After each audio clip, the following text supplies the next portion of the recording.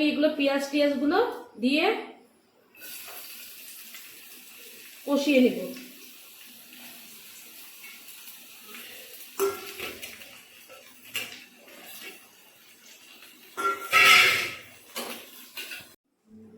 কড়াতে তেল মেখে দিয়ে দিয়েছি। এখন আমি চিংড়ি মাছের চপগুলো বানিয়ে নেব।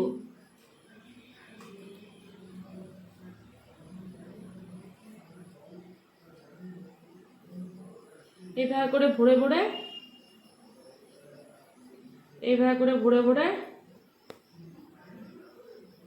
এইভাবে করে বানিয়ে নিব। এইটা বাটারে চুবালাম, বিস্কিট গুঁড়াতে চুবালাম। এইভাবে করে আমি সবগুলো দিয়ে দিব, চিংড়ি মাছের চপগুলো তেলের মধ্যে।